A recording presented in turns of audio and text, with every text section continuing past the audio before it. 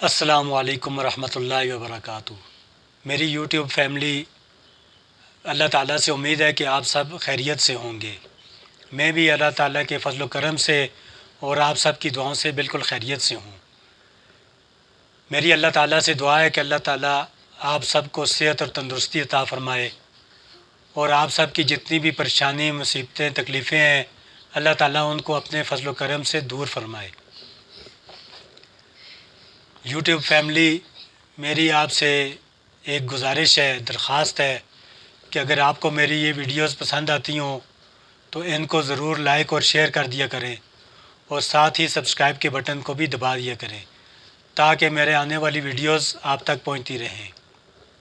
اللہ تعالیٰ آپ سب کا حامی و ناصر ہو۔ آج میں آپ کے سامنے جو واقعہ بیان کرنا چاہتا ہوں وہ شیخ سعدی رحمۃ اللہ علیہ کی حکایات میں سے ہے، جس کا عنوان ہے کہ ظاہری حسن۔ شیخ سعدی رحمۃ اللہ علیہ بیان کرتے ہیں کہ ایک بادشاہ تھا، اس کے بہت سارے بیٹے تھے، اور وہ سارے حسن و جمال میں اپنی مثال آپ تھے، لیکن ان میں صرف ایک بیٹا اس کا نہایت ہی بدصورت اور چھوٹے قد کا مالک تھا۔ ایک دن بادشاہ نے اپنے اس چھوٹے قد کے بیٹے کو حقارت کی نگاہ سے دیکھا، تو وہ بیٹا اپنے عقل اور فہم کی وجہ سے بادشاہ کی اس بات کو سمجھ گیا کہ مجھے بادشاہ نے حقارت کی نگاہ سے دیکھا ہے۔ اس نے باپ سے پوچھا کہ بابا جان، گستاخی کی معافی چاہتا ہوں، مگر چھوٹے قد والا بدصورت اگر عقل مند ہو تو وہ حسن و جمال اور بڑے دراز قد والے سے بہتر ہوتا ہے۔ کیا یہ درست نہیں کہ کسی چھوٹی شے کی قیمت بڑی سے بہتر ہوتی ہے؟ جیسا کہ بکری چھوٹی ہے مگر وہ پاک ہے اور حلال ہے، اور اسی طرح ہاتھی بڑا ہوتا ہے پھر بھی وہ مردار اور ناپاک ہے۔ کوہ طور زمین کے دیگر پہاڑوں سے چھوٹا ہے، اور کیا آپ نے یہ نہیں سنا کہ بڑے بڑے جتنے بھی قداور پہاڑ ہیں وہ سب کوہ طور کے مقابلے میں کچھ بھی نہیں؟ اور اسی طرح آپ نے یہ سنا ہے کہ ایک کمزور مگر عقلمند شخص نے ایک موٹے آدمی سے کیا خوب کہا۔ اس نے کہا کہ عربی گھوڑا اگرچہ کمزور ہی ہو مگر وہ پھر بھی تمام گدھوں سے زیادہ شان و مرتبے والا ہوتا ہے۔ بادشاہ نے اس کی باتیں سنی اور ہنس پڑا، جبکہ دیگر بھائیوں کو اس کی باتوں سے بہت صدمہ پہنچا۔ اس لیے کہتے ہیں کہ جب تک بندہ بولتا نہیں اس کے عیب اور خوبیاں پوشیدہ رہتی ہیں، اور ہر جھاڑی کے متعلق یہ خیال کرنا کہ شاید وہ خالی ہو، حالانکہ اس میں خطرناک جانور بھی چھپا ہو سکتا ہے۔ اس بادشاہ کے کسی دشمن نے اس کے ملک پر چڑھائی کر دی، پھر جو شخص اس سے سب سے پہلے میدان جنگ میں اترا وہ وہی بدصورت اور چھوٹے قد والا بیٹا تھا۔ وہ دشمن کو للکارتے ہوئے بولا کہ میں لڑائی کے موقع پر پیٹھ پھیر کر بھاگنے والا نہیں ہوں، تم مجھے لڑائی کے وقت خاک اور خون میں لتھڑا ہوا پاؤ گے، کیونکہ لڑائی کے میدان میں جو لڑتا ہے وہ اپنے خون سے کھیلتا ہے، اور لڑائی کے وقت میدان جنگ سے بھاگنے والا پورے لشکر کے خون کا ذمہ دار ہوتا ہے۔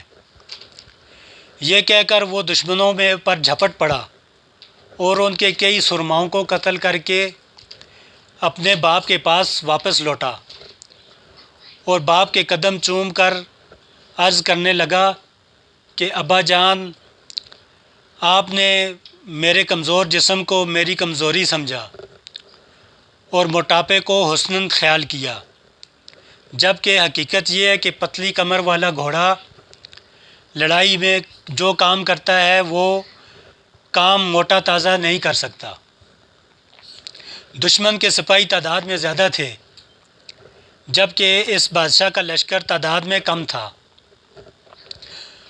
اس کے لشکر نے دشمن کی زیادہ تعداد کی وجہ سے بھاگنے کی کوشش کی، تو اس چھوٹے قد والے بدصورت شہزادے نے نعرہ بلند کیا اور کہا کہ اے بہادرو، عورتوں کی طرح بھاگنا مردوں کا کام نہیں ہے، تم مرد بنو اور اپنے دشمن کے سامنے ڈٹ جاؤ اور دشمن کو مارو یا خود مر جاؤ۔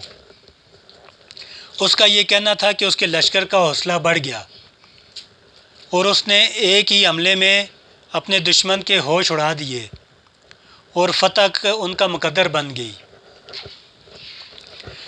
بادشاہ نے اپنے اس بیٹے کا منہ چوما اور اس کی آنکھوں کا بوسہ لیا اور اس سے بغلگیر ہوا، اور پھر اس کی توجہ اپنے اس بیٹے کی طرف زیادہ ہو گئی، یہاں تک کہ اس نے اپنا جانشین اس بدصورت اور چھوٹے قد والے بیٹے کو بنا دیا۔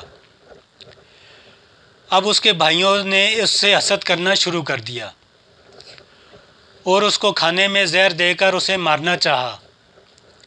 جب کھانا اس کے سامنے آیا تو اس کی ایک بہن جو اپنے دوسرے بھائیوں کو زہر ملاتا ہوا دیکھ رہی تھی، اس نے کھڑکی سے جھانک کر زور زور سے کھڑکی کو پیٹا،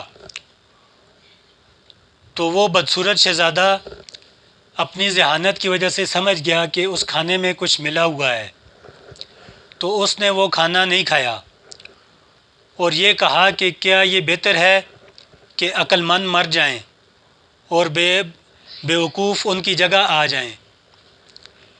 ہما ایک پرندے کا نام ہے، اگرچہ ایک پرندہ ہے، اس کے بارے میں مشہور ہے کہ وہ اس کا سایہ جس کے سر پر پڑ جائے تو اس کو بادشاہت مل جاتی ہے۔